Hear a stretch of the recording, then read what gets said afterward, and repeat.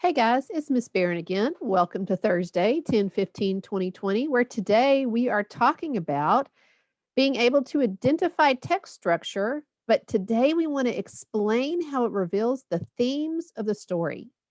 So we've already done a quick reminder of what theme is. Remember, if you haven't checked this video out, check it out. It's real short. But theme is basically what the author is wanting you to learn from this story. So let's talk Harry Potter, for example. If you talk about Harry Potter, you can say, "What's Harry Potter about?" Well, people want to say something like a group of friends. Okay, yeah, that's your subject. One of the subjects of Harry Potter is a group of friends. But to find a theme, you can't just have a subject, you have to have a subject and a predicate.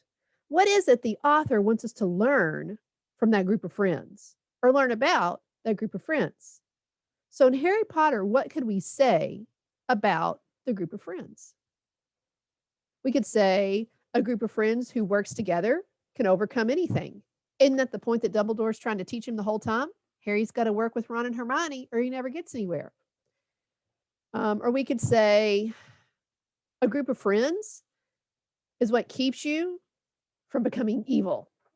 Because that's the point. Voldemort wants to be by himself, and Harry's willing to be humble and accept help. So Harry's a hero, while Voldemort, who's very similar to Harry, becomes a villain.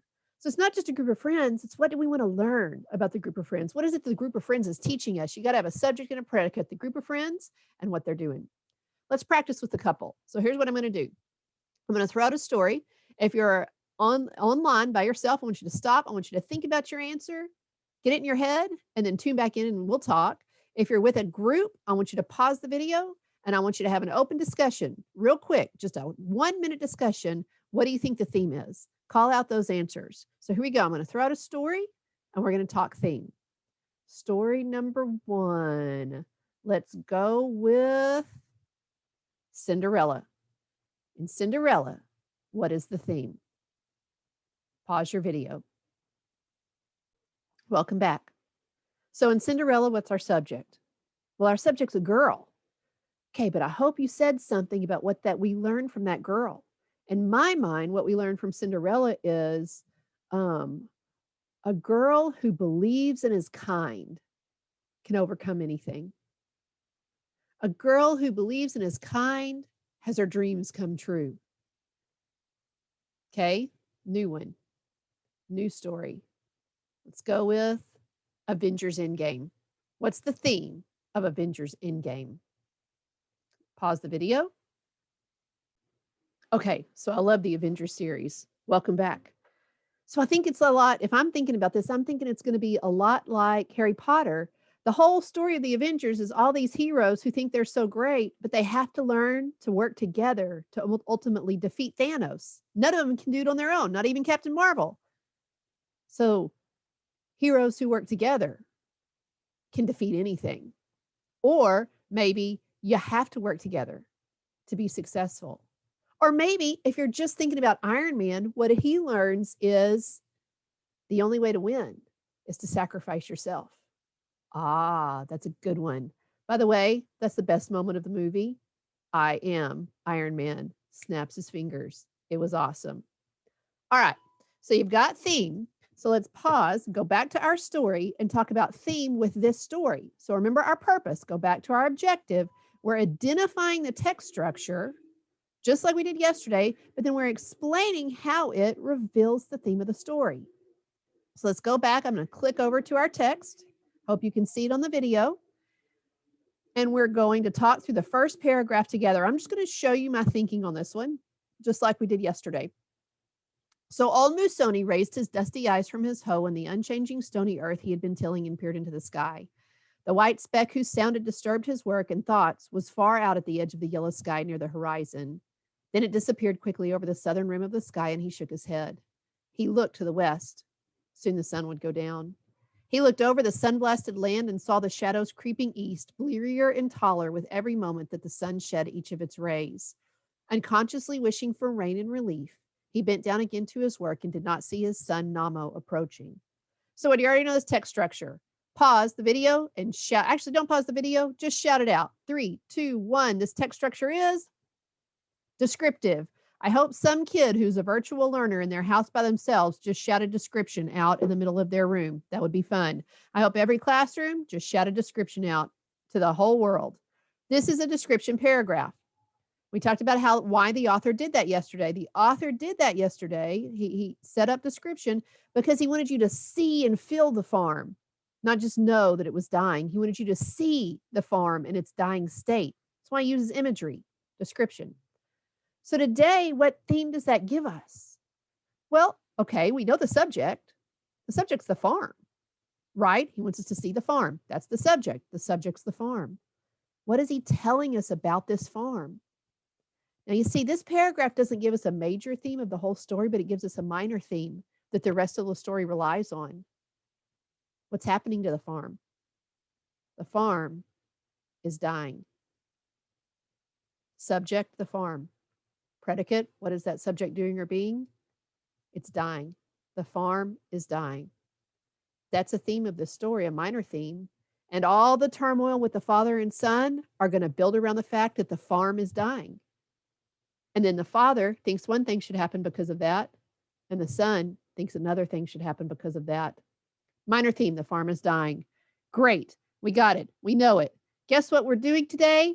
We are writing. So let's come back over here. I want you to scroll down. You've already done step 1. You've already done step 2. Scroll on down to step 3 and check out our prompt. We are writing an analysis of the text structure and theme. So here's our prompt. Explain how the text structure of the setting sun and the rolling wind help the author develop the themes in the story. So I'm going to start here, and I'm going to give you the first paragraph. If you look at your paper, your copy already has this paragraph in it, because guess what? I wrote it last night while I was making this video, or I wrote it last week while I was making this video, and you already got it. It's like you time traveled a little bit. You have it before I'm even going to write it. Cool, right? So here we go. I'm thinking about this. I'm thinking about the fact that the subject is the farm, and what he wants us to know is that the farm is dying because this affects the story. That's the theme. So I'm going to start with where I am. In the first paragraph, oh, I can't spell. The author introduces his reader, because we're always talking about what the author's doing and why. We're analyzing the text, to a minor theme. I want my reader to know that this isn't a major thing, but it is important to build the story in the story. Now I'm going to put a colon, because a colon makes an announcement. I'm telling you, here is where I'm going to announce the theme. Are you ready? The farm is a hard, dying place. I chose my words carefully, because in my mind, the father thinks the farm is hard, but worth it. And the son thinks the farm is dying and not worth it. So the farm is a hard, dying place. To help his reader see the reality of the farm, remember, he wanted us to see it. He wanted to use imagery. The author uses a description text structure. Okay, remember our prompt. What's the first thing our prompt tells us to do? It tells us to identify the text structure, tell the text structure, and then we're going to explain how the author developed the themes in the story. So first identify it, he uses a description text structure. Instead of just telling the reader the farm is dry, comma, he writes, open quotes, and because I'm not using the whole quote, I got to use my little ... ellipsis, because it tells me I'm not using the whole sentence. The unchanging, stony earth he had been tilling. What am I writing? I am writing text evidence that proves the claim I just made. I claimed that the author used description. Now I'm showing you evidence through a quote that the author used description. And the author used this description to show us the theme of the story, that the farm is a hard, dying place. And I'm going to use one more text evidence. He looked over the sand-blasted land. All right. That is the description. The description is the text structure in the first paragraph. That description, I've proved it with text evidence, and I've explained how that description helped us see the theme. That's what you're going to continue doing. Here's what you're going to focus on. You're going to focus on what the dad says and thinks, right? The text structure that the dad uses. So remember, we talked yesterday That text structure that he's using is that contrast between what the dad says and thinks and what the son says and thinks.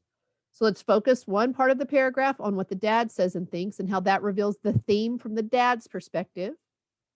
And then let's use the rest of the paragraph to talk about what the son says and thinks and what that reveals about the theme from the son's perspective. And then we might as well go ahead and say, what is the author wanting us to learn from the subject of father and son? So there are 3 things you need as we finish today. 1, what's the theme we get from the father's perspective based on what he says and thinks? 2, what's the theme we get from the son's perspective based on what he says and thinks? And 3, what's the theme that we get from that contrast of father and son's view? What's the author want us to learn from that conflict, that contrast between the father and the son? If you are not sure how to write this, you can click right there where it says, if you need help writing your paragraph, click here. And it's going to bring up some sentence stems that you can use. I think you're smart enough to do it without the sentence stems. Your paragraph will be a little more boring with the sentence stems, but correct. If you do it on your own, I'm going to get to see what an amazing writer you are. So I hope most of you choose to do it on your own. Pause the video here. You're going to go back into that text that you've read. You're going to go through what the father says and thinks, explain the theme that reveals. You're going to go through what the son says and thinks and explain what that reveals. And then you're going to go through what that conflict, the contrast text structure, what's the ultimate lesson he wants us to learn about what's happening between the father and the son. All right. Good luck. I hope you do an amazing job. And by the way, when you're done writing, please don't forget to come down here and do step 3. We never write without editing and revising. So come on down here. You got to go back when you're done and check your paragraph for chips and revise the 5. Highlight 3 chips edits, correct those in yellow. Highlight 2 revise the 5s, put those in green, and check it out. If you're not sure, you got a reminder of chips right here, and you got a reminder of revise the 5 right here. You have everything you need to be successful. And please don't forget, when you finished everything, you've turned in a beautiful paragraph, you've used chips and revised the 5, scroll right on down here and click your celebration video because we got something special to celebrate that you've been successful today. All right, guys, I hope you have a good day. Thanks for working with me.